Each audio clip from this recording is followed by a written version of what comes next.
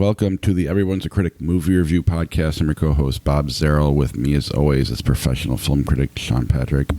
Visit us at ihatecritics.net, everyone's a critic podcast.com. We're on Facebook, Twitter, Instagram. Our handle's CriticsPod.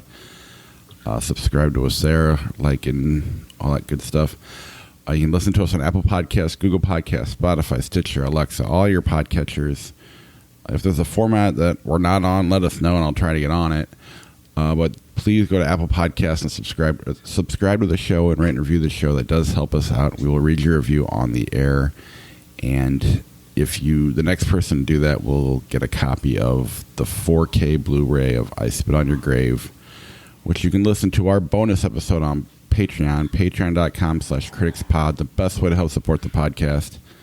Also there, you can listen to our bonus podcast about music. We've so far talked about Nirvana, Metallica, and the Beatles. We have some more in the pipeline coming. So if you want to enjoy those, patreon.com/criticspod. And then if you want our podcast merch, head over to tpublic.com and search CriticsPod, or go to ihatecritics.net and click on the Critics or the TeePublic link in the right-hand corner. All right, got through all that. Let's start our show. I feel like I do it slightly different every time. Yeah. Yeah, I feel like a robot when I'm doing it anyway. Not kind of a weird week for movies, kind of a boring week for movies. But hopefully the show, at least movies we've heard of, but I think we'll have some interesting conversation. Let's go ahead and start with The Shot Through the Wall.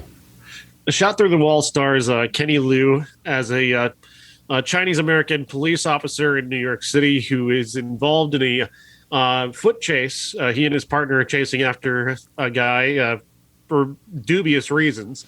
They end up chasing him into this apartment building, and when the officer, Mike Tan, pulls out his gun, it accidentally goes off and fires through a wall. It hits an innocent bystander and kills him. And the rest of the movie is the fallout from that, this accidental shooting. He didn't intend to do this, but he did this in an apartment building that happens to be predominantly African-American. And the young man he killed is an African-American young man who'd never been in any trouble. He was a good kid. He was a potentially headed to college kind of kid. Like, he had a good track in front of him.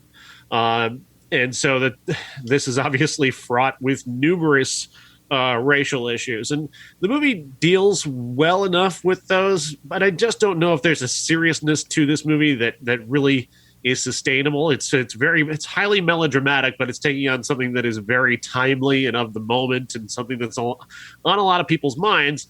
And so that just kind of resists this type of melodramatic approach. There's an element here that feels like a Law and Order episode where one of the Law and Order cops is dealing with having done something like this right before they leave the show. That's kind of how this feels.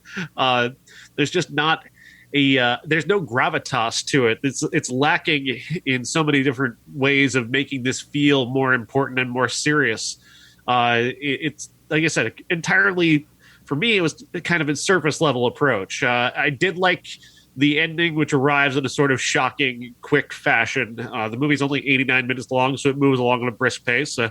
Kenny Liu is very compelling as an actor, and so there are good elements of this, and there's a good idea there. But I think, just for me, the melodramatic choices, the trying to skirt the issues of race while also using those to try and underpin the drama of the story, it just came up short for me. Yeah. I didn't get to this one. You mentioned it's only 89 minutes. This is just totally off subject. So, but wouldn't it be neat if all movies were the same length, but they just end, like when you're watching it, you check the runtime to see how long it is, but they all end differently. So it's always like 4-hour window, but it could end at 89 minutes. You just never know what's going to come. It'd just be kind of a lot of wasted money and wasted whatever it takes to have that black screen show up for 3 hours. It would make the audience experience better. I can see that. Most people tend not to check what the runtime is when they go in. I just happened to notice this one. Well, I notice. I check every time, but I think it's probably because that's part of how I decide what I'm going to watch for the week, unless you send me a message that says, "Hey, this was really good and I can't sleep." Then I'm sure to check those out as well, which we'll get to that in a little bit. Yeah. Is this an American movie then, or is it? Yeah. It's all set in New York. Chinese American characters. And there's a lot of. You mentioned you talk about being melodramatic. Is a lot of it just kind of?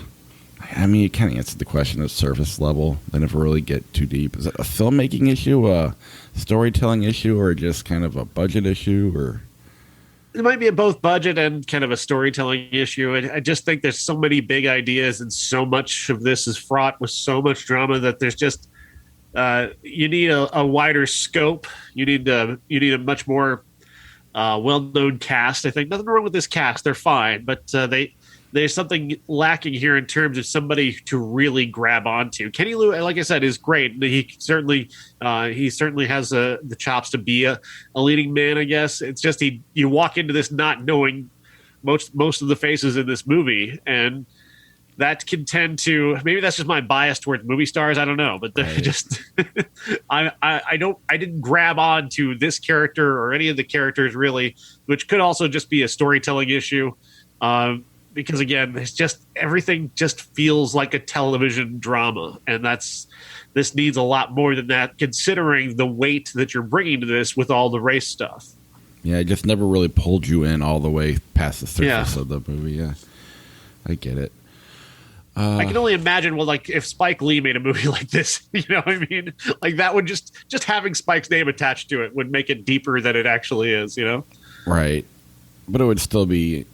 It's not like you just put his name on this exact movie. It would still be a Spike Lee. Right. You know, you'd have the style and everything that goes with it. Stop Zemlia. Is that how you pronounce it?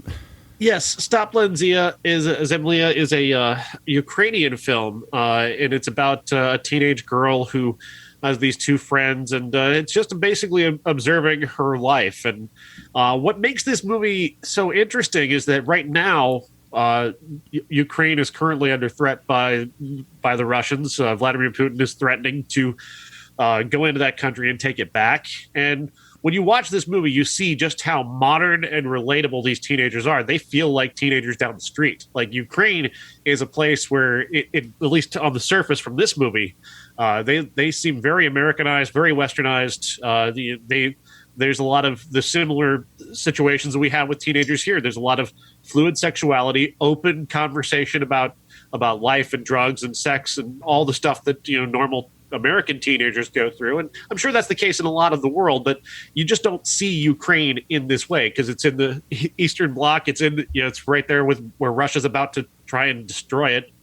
And you kind of assume that this is sort of, I don't know, back in time somewhere where they're just not quite caught up and everybody's kind of in fear all the time. And that's not the case. These are everyday Ukrainian teenagers who are doing everything that your teenager in your home is doing right now. Like that's what's so interesting and kind of fascinating about this. It's very slowly paced. It just lets these characters develop before your eyes, and you kind of come to feel for them and identify with them.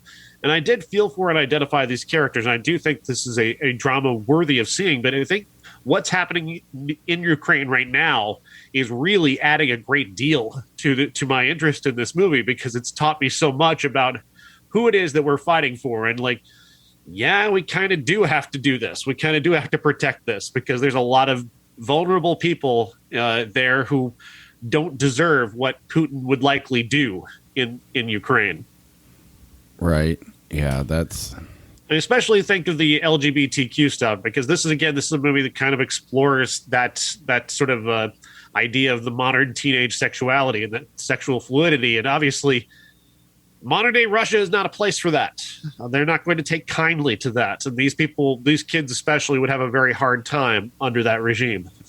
Well, and that's probably not part of this movie at all, but you think about those kids in Russia that, that are going through all this that you can't, they still are going through. Yeah, they're going through the exact same thing and trying to do so without having any of the freedoms that these kids have. Yeah, that's really fascinating. Is there any of that? You know, I know it wasn't probably. I guess it was always kind of a threat, but is that part of the movie at all? it's really only on the edges of this movie. There's a couple of references to maybe the older teenage boyfriend might have to, might consider going to the front to fight for his country, and he I think one of the characters has an older sibling who is on the border fighting against Russia. So there's it's on the edges, but for the most part, we stay right with these kids doing really just normal teenage stuff. The main girl has a crush on a boy who's not really interested in her. He's more kind of caught up with this situation mother, where they've a very fraught relationship that is it's kind of weird and kind of fascinating, and in a very typical way. In very typical ways, like it's not super creepy. It's just kind of odd and offbeat, and that's just the kind of stuff that you think is fully just American, and it's not. It's a fully, and I know that's just kind of a silly perspective on my part, just from not being exposed to this before and kind of trying to ignore geopolitics and all that. I don't know. I just never gave it much thought just how relatable the world really can be, and this group of very very normal kids under this very massive threat that they're vaguely aware of, but also just too busy doing their own thing to spend much time on. Right. I mean, odd and offbeat describes teenagers in general, not just American teenagers. And this movie allows us to get there. I think that's just such an obvious point that maybe we just never think about it. Absolutely. I mean, that's kind of, and it sounds silly that movies can do that, but it does open up your mind a little bit. That's, I've never been out of the country. I've barely been west of Iowa. I have been a little bit, but not much. So my culture is based on, the pop culture I take in. And it is always nice to take on, look at different cultures, especially musically and music and whatever the word for movies are, with the adverb for movies. All right, let's move on to Nocturna, side A. Something about an old man. I can't remember how. The Great Old Man's Night, and side B is Where the Elephants Go to Die. Yeah, there's two different posters here for those watching on YouTube. They go good next to each other, but I couldn't make that work. So this is from director Gonzalo Calzada of Argentina, and it stars a man by the name of Pepe Soriano as the old man, who is 100 years old, and we're joining him on what is essentially the last day of his life. Throughout, there are these little hints here and there. You're never told necessarily this is the last day of his life. There are just these kind of visual and oral hints to that idea, one of which is a disembodied voice from a television talking about how on their last day on Earth, elephants can begin to see the dead and see their ancestors and go towards them. And who knows how you can determine that by watching elephants, but apparently that's just something that somebody theorized about them. And it doesn't really matter if that's true or not. The point is the whole point of that is to get to the old aphorism that elephants never forget. And this movie seems to posit the idea that all of your memories, all these people who seem to be lost, have lost their memory. Perhaps it's not necessarily lost. They're lost within those memories. They're lost within their own mind, where time has become this flat circle where everything is happening at once. And a memory comes back in such a visceral fashion that it evokes the emotions of that, good or bad. And suddenly you become wrapped up in that memory. And that can seem like somebody who is just lost because they're standing around having all of their memories at once come to them. And then you shake them out of that, like, oh, what? Sorry, where was I? What was I doing? Like, that is such a fascinating idea of memory loss, or not necessarily memory loss. I don't know what I would call it if I didn't call it that, but it's fascinating idea. But then there's also this kind of aspect of, that on the last day of his life, he can see the dead, and he begins to see these very strange things take place. One of which is his apartment building where he and his wife live has been plagued by some recent break-ins. So when a large clattering happens outside his home on the patio, he thinks maybe somebody's trying to break in. Moments later, there's a woman banging at the door of his apartment, and she wants in, and she gets very angry and belligerent. This is upstairs neighbor, Elena. But what we come to find out is that the clattering on his patio was her jumping to her death. So how was she knocking on the door?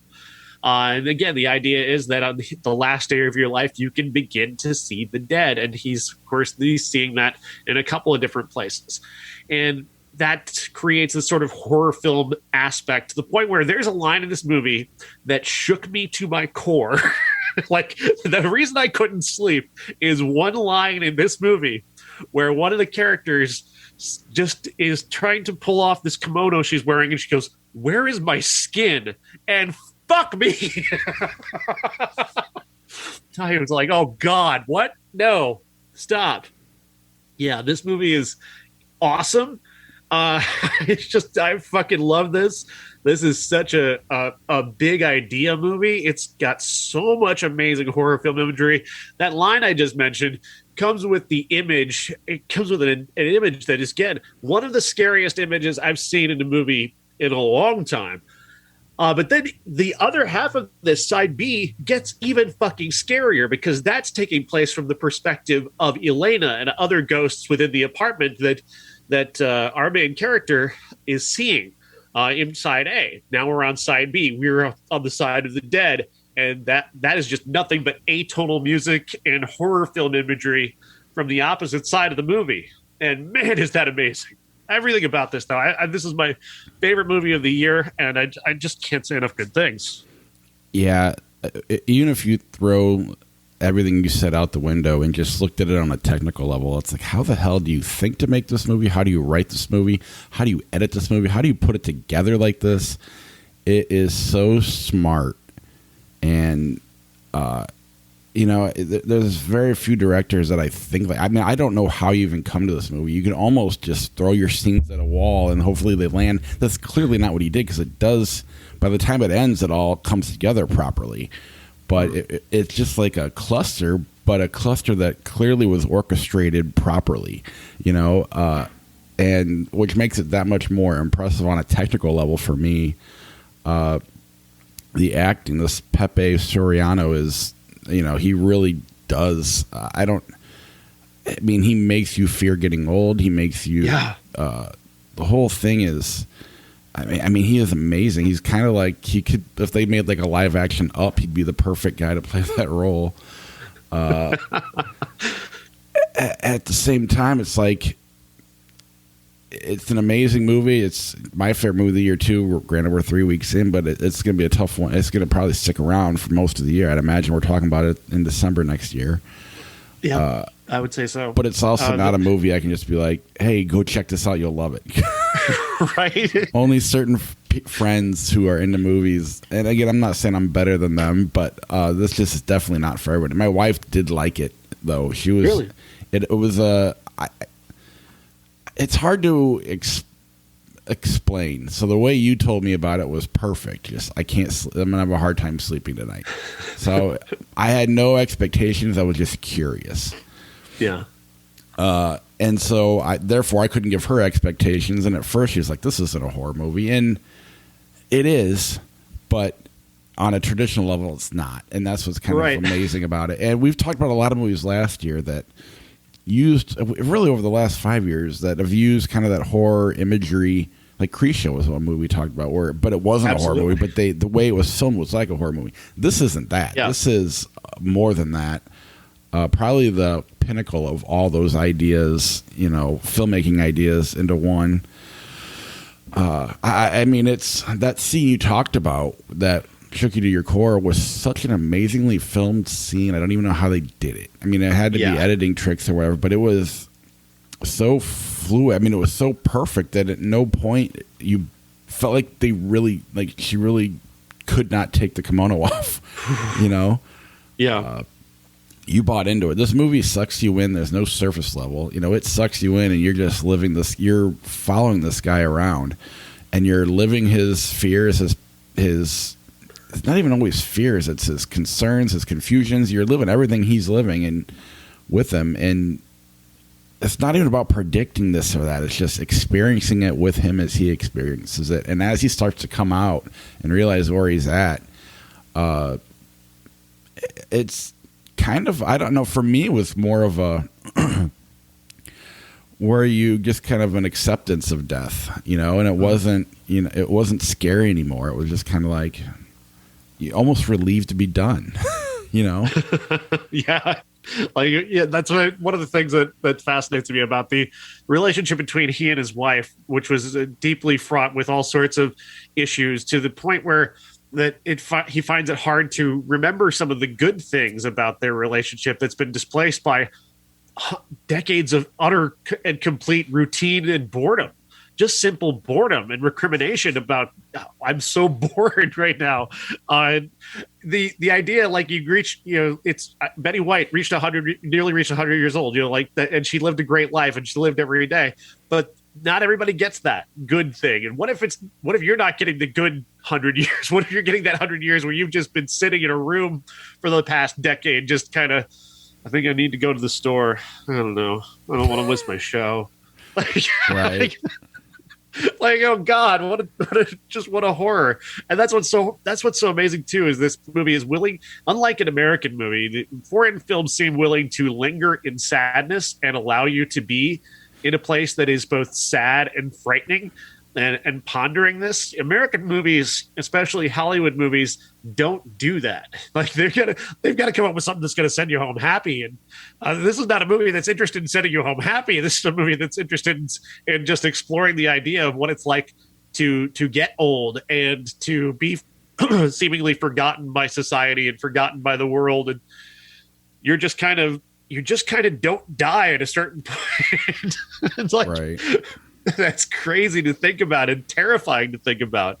But then you've got these other big ideas that are taking place too. Like, I love the idea about memories and memory loss being something where, again, I think it was, and I looked this up. I'm not trying to be more smart than I am. But Nietzsche had the idea about time as a flat circle and everything is happening. Deja vu is something that happens all the time because you're having a memory that is recurring to you on a loop, as if it's always happening. In life, every aspect of your life is happening all at once. And sometimes if you turn just the right direction, you see something like a broken mirror, it brings you back to when that mirror broke and how it broke. And then you remember what what happened surrounding that, and suddenly you're lost that memory for 3 minutes. And if somebody was in the room with you, they'd be looking at you like, what are they looking at? Like, what does this?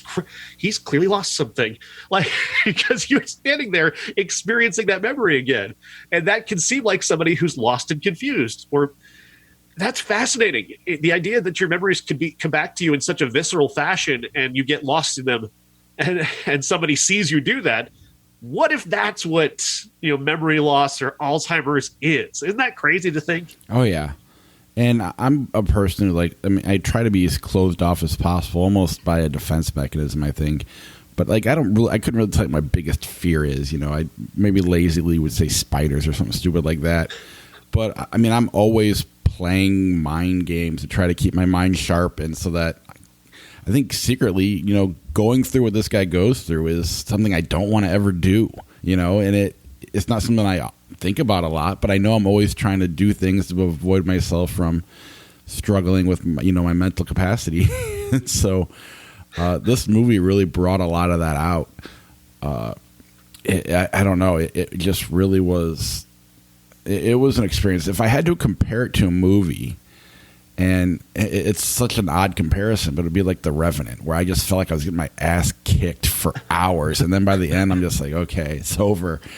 It was an experience. But this is one that I'm more likely to go back to. I don't need, that was a different kind of, getting a different kind of beat down, I guess. This one was more of a mental one where it was just kind of, it was just an experience. I'll never be able to redo this experience because I've seen it now and I know. But it's definitely a great, just a well-made movie all around.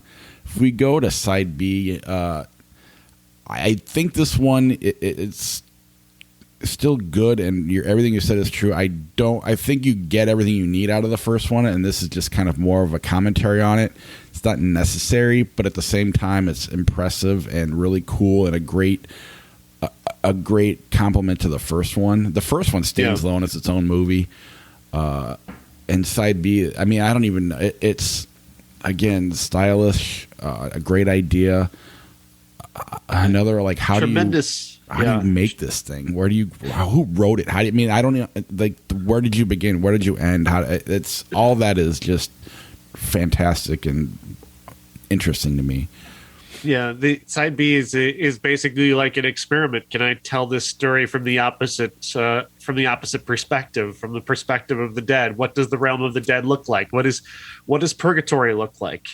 Which is another idea that is in both of these movies. The idea of purgatory, the idea of somebody who's dead and only kind of vaguely realizes it, but they're stuck between life and death, and maybe permanently, and going through, the trauma of their final moments over and over and over again. And the imagery that there is, that atonal score, that the use of the elephants. Again, he's got the elephant imagery in the second one is mostly just sort of oral. It's in the grunts and roars of a dying elephant, which get louder and louder throughout. And that is, that just kind of sneaks up on you while you're watching the movie, just what you're hearing. And all the way up until, again, it takes you through some of those scenes that you saw in the first movie, but from the other perspective. And that is haunting, to say the least. Well, and I'll look at it like music for like, this movie can be made in the U.S. even more so than Side A could. This is like, and it's one of those things where, like, if like Lou Reed did it, I'd say it's stupid, but if King Crimson did it, I think it's awesome. You know what I'm saying? Yeah. It's so, like, there's nothing traditional about this at all. You just kind of figure out what you said, without having, they don't really tell you anything. They don't tell you it's purgatory. It's not.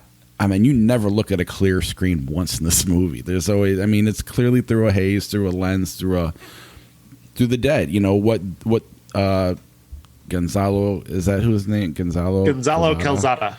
What his vision of purgatory is. It's what it looks like, and it is so creative and artistic, and because I'm in love with the first one, I'm in love with the second one. At the same time, if Terrence Malick did it, I'd say it was shit.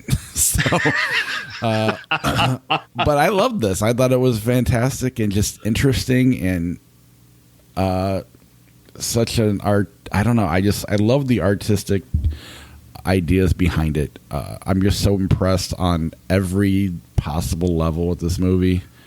Yeah, it's a movie that lets lets your mind wander within it, because it's this old guy is like by himself a lot of the time, and you're experiencing this visually and orally, everything that he experiences, and your mind just sort of wanders through there and gets visually and vocally what the cues are to what we're looking at. There are a couple of really, they're not even shocks or surprises. It just, these things that sort of occur to you. And other movies, like, I think Shyamalan, if he tried to do something like this, he'd make something about the revelations about his family more, see, look, we tricked you, shit like that.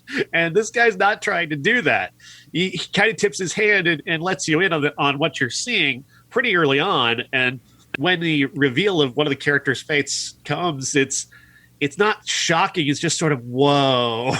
It just kind of washes over you for a moment. And just, again, it underlines the idea of how these experiences for him on his last day are so visceral and so real to him, even if nobody else can see them. And I mean, I almost wish this movie came out 30 years ago, 25, 40 years ago, because being in such a disposable era, I don't know that how people discover this movie. But this is, I mean, the way I looked at these two movies is like when we go look at an old classic from the 30s or something like that, and it's just like, holy shit, they could never make this today. Not only could they never make this, they took that and they bastardized it. They just ruined it.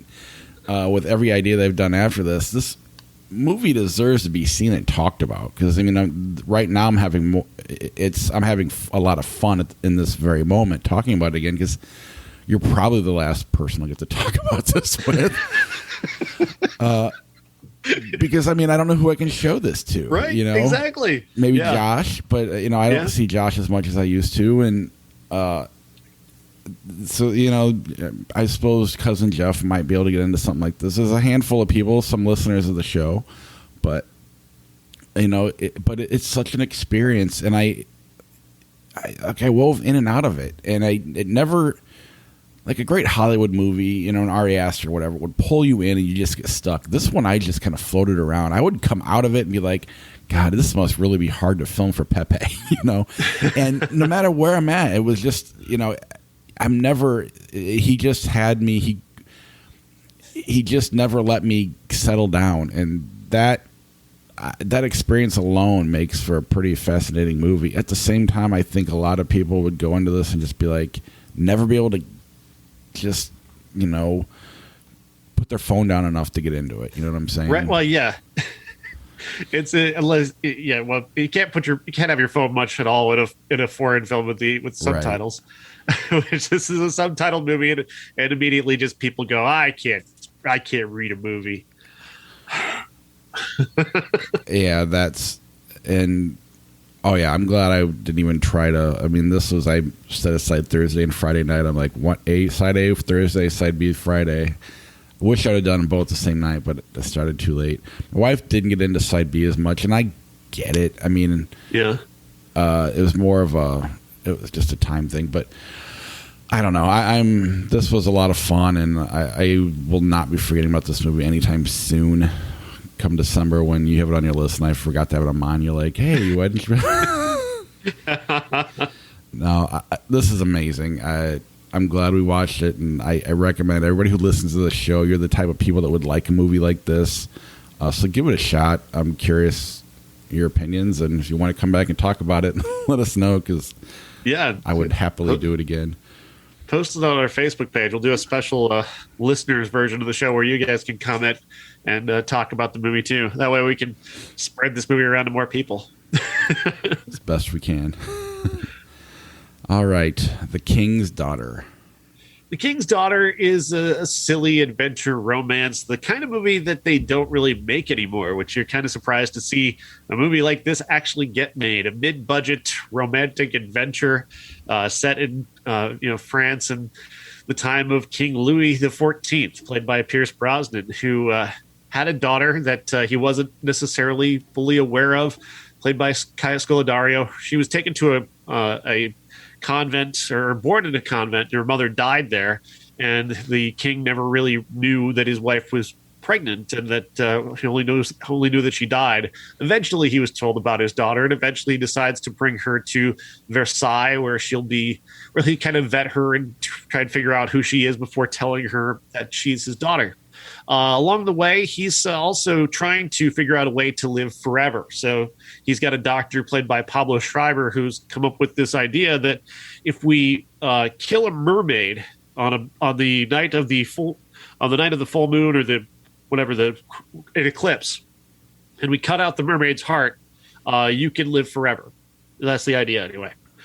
They capture this mermaid played by Fan Bingbing and bring her back to Versailles and put her under a fountain and keep her in water. And her song draws Kaya Scodelario character to her, because Kaya Scodelario character is a musician.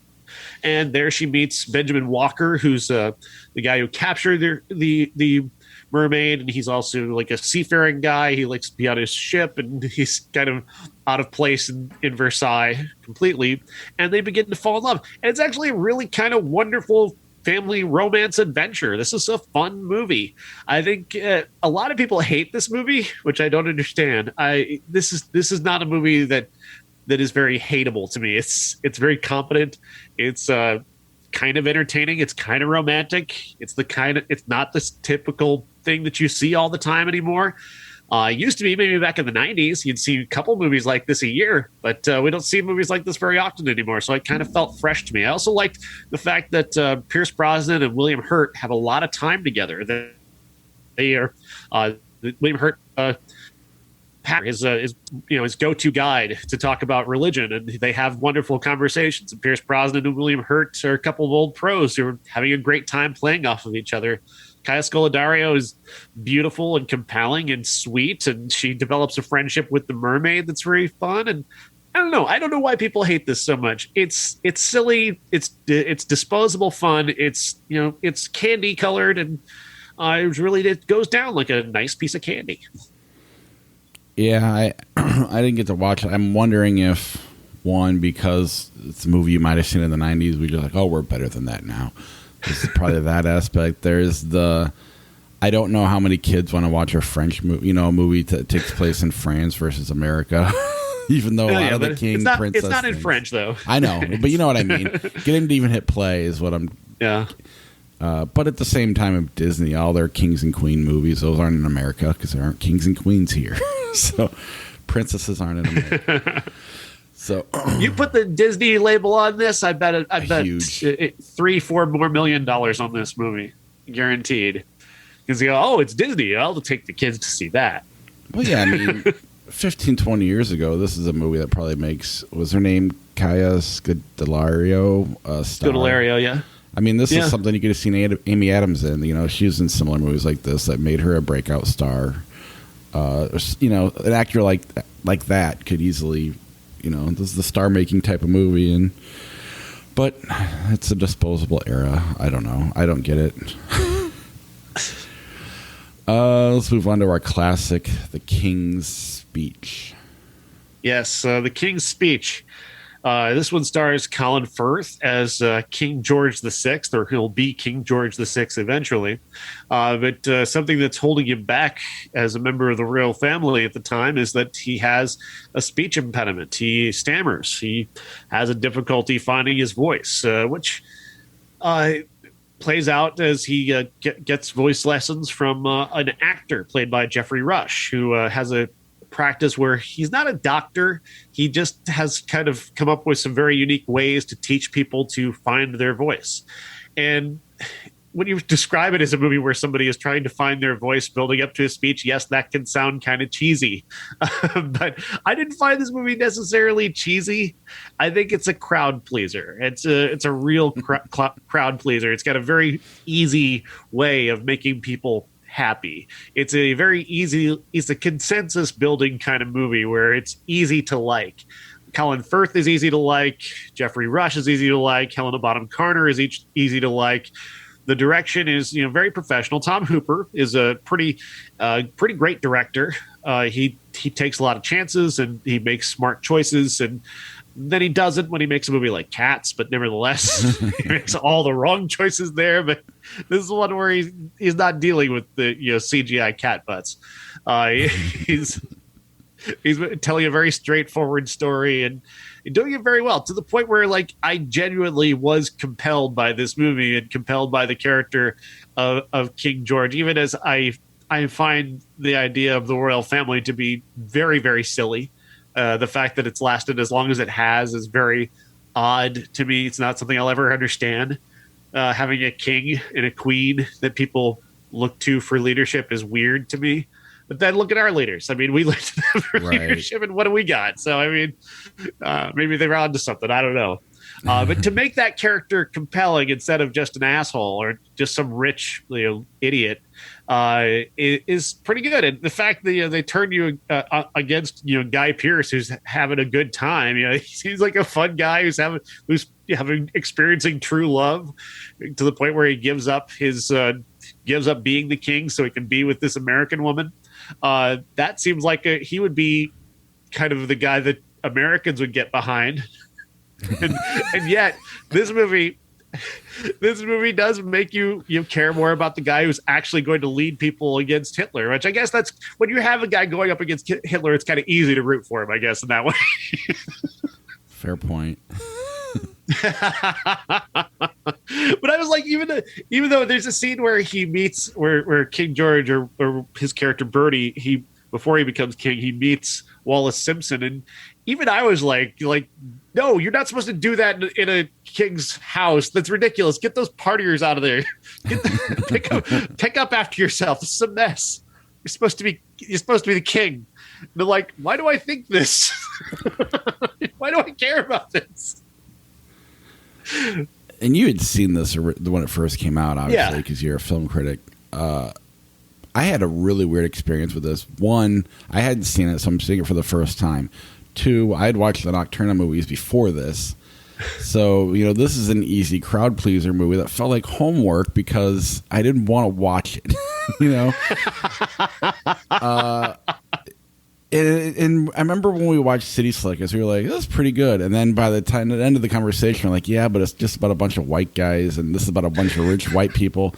And it kind of made me feel like, "Yeah, I guess it is." And I don't feel bad about that, but it's just like I get why people. It's we need more diversity and blah blah blah blah blah.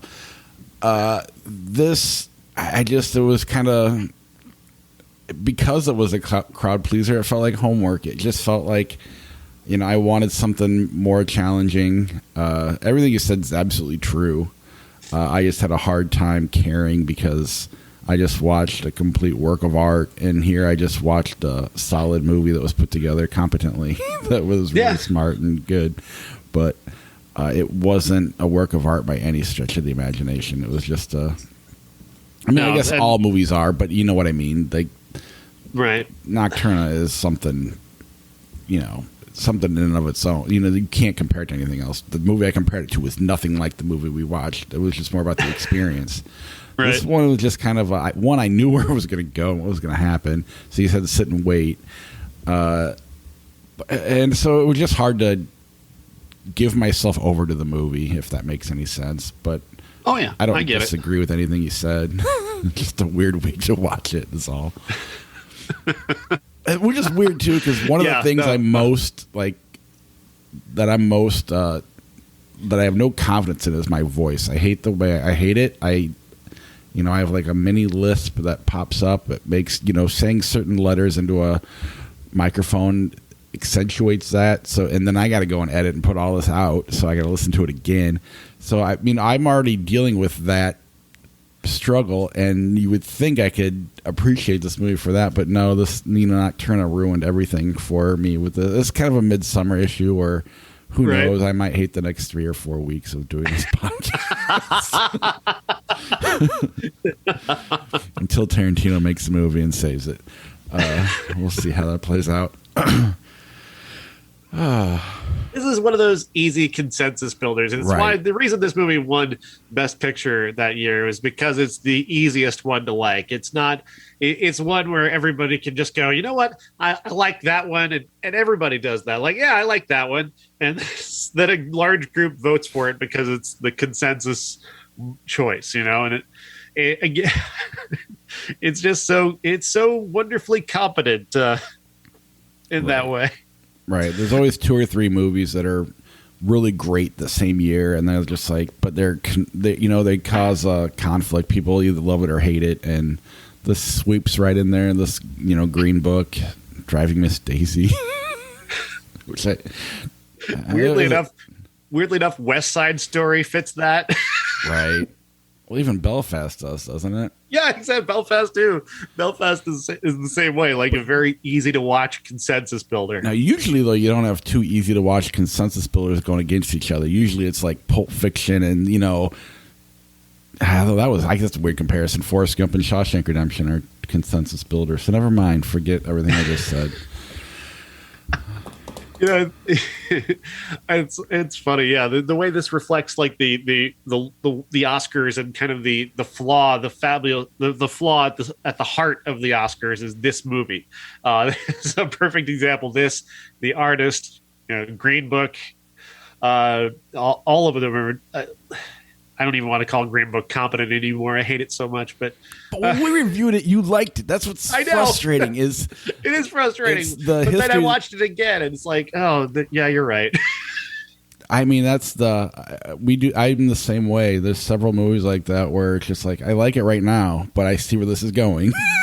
Come talk to me in 5 years.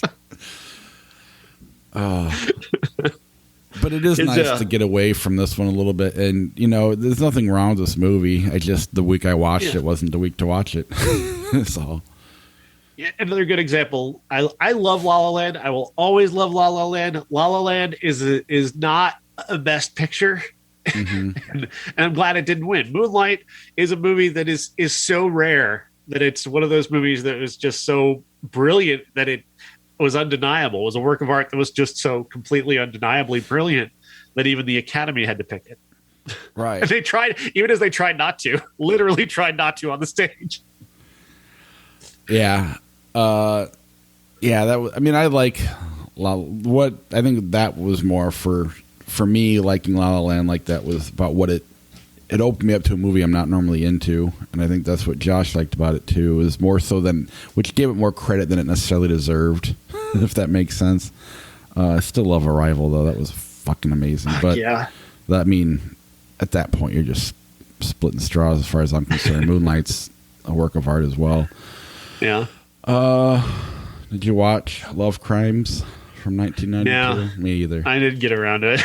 It's okay. It's still January.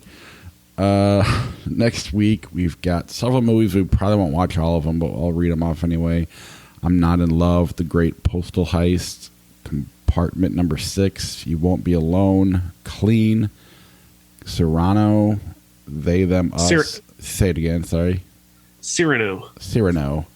They, Them, Us, Charlie XCX, Alone Together. I'm assuming that's some sort of documentary. Yeah.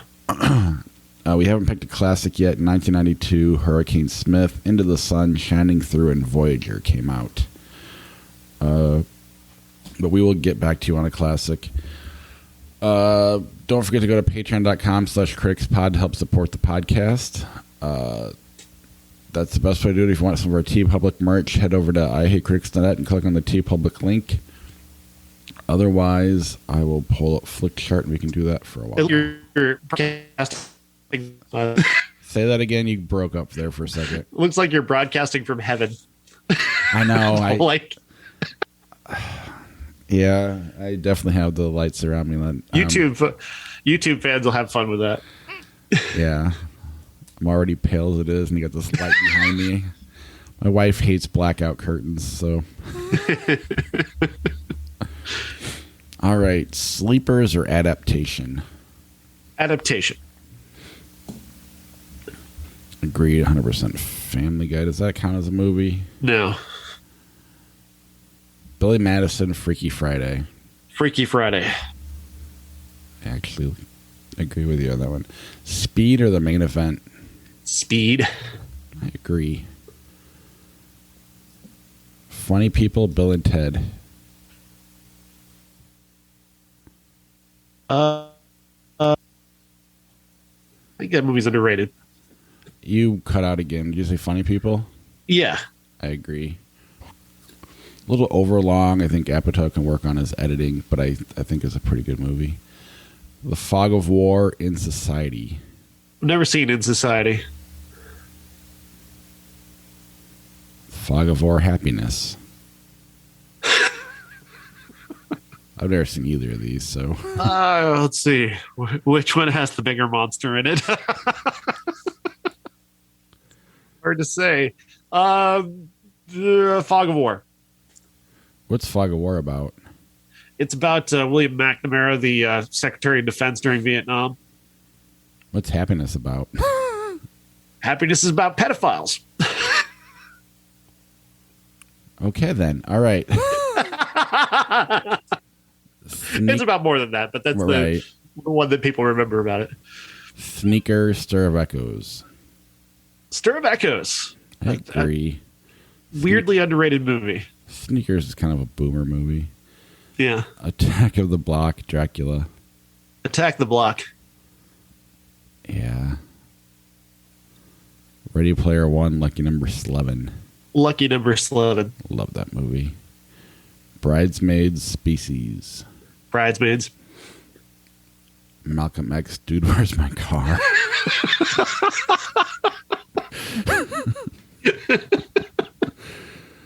Fuck. It's Malcolm X, obviously.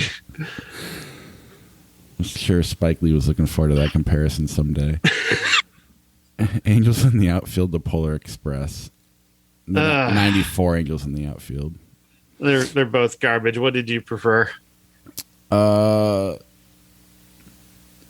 Just for the technical aspect of it, I'll go Polar Express. But I agree. I don't like either movie. Mother, The Little Mermaid. That's the version of Mother I've never seen. Oh, that's right. That came out when we were doing the podcast. The Karate Kid, Little Mermaid. Karate Kid. Yeah, though I love Little Mermaid, but Karate Kid brings me back even younger. The Great Gatsby, Red. I don't know. Which way are you leaning in? I mean, I'm sure Great Gatsby's better. I'd probably watch Red if I had to watch one. I probably wouldn't. If I didn't have to watch either one, I probably wouldn't. Yeah, they're just. I mean, Great Gatsby's deeply flawed, gorgeous looking. I love DiCaprio, and just aspects of it are so good. Red is very entertaining. Red, I guess. Yeah, I think because Gatsby's not good enough outside of the, it's just really entertaining. Van Wilder or Milk? Milk. It's close, though. It's close. See, I'm leaning Van Wilder, and it drives me nuts because Milk's really good, but I'm gonna flip for it. I get it. I watched that movie a lot. I mean, Milk is not a movie I ever want to see again, but Milk wins, but I'm not upset about that. But Ryan Reynolds, that was kind of his introduction for me. And Kamal Najari is that who it is? No, Cal Penn, right? No, what is his name? Who is who cares? Dave Splash. Splash. It's Escape from Alcatraz. Let the right one in. Let the right one in. Easily. Rocky the Searchers. Rocky. Could have gone the other way if you wanted to. I appreciate it, though. Have you seen this? Godzilla versus Mechagodzilla 2? Okay. Looks awesome, though. Frost Nixon Reality Bites. I do love Reality Bites, but Frost Nixon is awesome. What a piece of work. Just amazing acting. Yeah, I got to pick Frost Nixon. Yeah. I inherently want to go with Gen X over whatever else, but I get it. The Awakening, The Tree of Life. The Tree of Life. I haven't seen The Awakening, so you can win. Addams Family, a cartoon. Addams Family or Alien?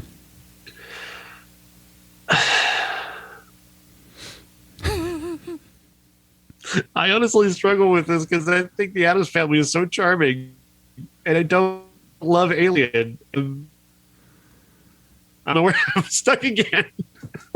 Yeah, I haven't seen Addams Family since 91. Yeah. Alien, man, that experience of watching 1 and 2 with Josh and his then girlfriend at the time was not a good one. Because my memories of Alien and Aliens was way better. Yeah. Alien is my favorite of the two. I think everybody else would go with Aliens. I don't care. Let's just flip a coin. That alone is annoying enough for Josh. Alien wins the coin flip. Lots of people are very upset about that. Lots of people either are just holding on to nostalgia or haven't watched the movie in 30 years. Meet the Robinsons, The Unknown. I've seen The Unknown. Meet the Robinsons, Double Indemnity. It's double indemnity. Double indemnity. Even if I can't say that word. Yeah, I just mumbled through it. Apollo 13, Octopussy. Apollo 13. Moonlight, Quantum of Solace. Oh, they heard us talking about it. The machines heard us. That's Moonlight, obviously. Yeah. The Rocketeer, It's a Wonderful Life. It's a Wonderful Life. Rocketeer is just boring. Yeah. Changeling, A Clockwork Orange. Clockwork Orange, but I have a soft spot for Changeling. Yeah, me too. Leaving Las Vegas, Stand By Me. Leaving Las Vegas. And I also just feel like inherently I have to pick A Clockwork Orange, even though I don't know. Like someday we'll have to make that a classic again because we've been avoiding it on purpose. Because we like. All right, well, next week then. Oh, next week it is. Sure. All right. Apropos of nothing. Maybe Malcolm McDowell. No, I'm not going to say it out loud. Wanted Babe. Oh, Babe. That is, like, I'm not, like, I'm avoiding saying joke because I don't want to be offensive, but I'm not upset about it. That's like 3 years ago, I probably would have made the joke about what I was about to say. I don't know. I don't even know why I said that out loud. Nightcrawler, Spider-Man 3. Nightcrawler. 21, Bill and Ted's Bogus Journey. They both suck. I think Bill and Ted sucks a little less. I actually agree with you on that. Big Trouble in Little China. Oh, come on, TV movies. Big Trouble in Little China, The Others. That is so weird. The Others, yeah. I just feel like we're pissing off some more, young Gen Xers, old millennials, but Halloween 2018, Braveheart. I have to vote for Braveheart. Another. I mean, part of the problem, I think, is that that's just such a crowd pleaser, too. It's so easy to, it's, in hindsight, I loved it as a kid, but I was also a kid. Yeah. I haven't had to watch it as an adult, other than the one time I made it a classic. 4 Weddings and a Funeral, The Last Boy Scout. 4 Weddings and a Funeral. The Count of Monte Cristo, Jarhead. Jarhead. Saw 2, Cats and Dogs. Is that a movie? It's a movie, all right. Saw 2, by a lot. Trading Places, Evolution. That is actually kind of a tough one for me. I mean, I know people, your instinct is probably to jump right to Trading Places, but I kind of enjoyed Evolution in a weird way. Duchovny has rarely had that much fun on screen. Like, you can tell he's just really enjoying himself. And that is such a rarity in his career, where he just seems kind of sleepy in everything else that he does. Even the X-Files, he can seem kind of sleepy to me. He just has so much fun in that movie. That Trading Places, it's more memorable, but I have a really soft spot for Evolution. I do. I've never seen it. I need to watch it. That's funny. The Hobbit, The Desolation of Smaug, Ronin. Oh, again, just movies I don't care about. Like, I don't care about either of these movies in any way. And there's no way I'd watch either one of them. I guess if you put a gun to my head, I'd put Ronin on because it's shorter. Yeah, that would be the main thing. Ronin's, I mean, I've said it before on the podcast, the first movie I've decided I had to go to the bathroom and go pee during the movie, so I got up and left. I don't know why I remember that, but I do. The Hunger Games, Popeye. Hunger Games. Braveheart, My Best Friend's Wedding. My Best Friend's Wedding. Come on. Braveheart or Pretty Woman. I'm flipping. Fair enough. I win. In Bruges, Red Dragon. In Bruges. More people need to see In Bruges. That's a great movie. Three Amigos, Death Proof. Death Proof. Valkyrie, Vice Versa. Valkyrie.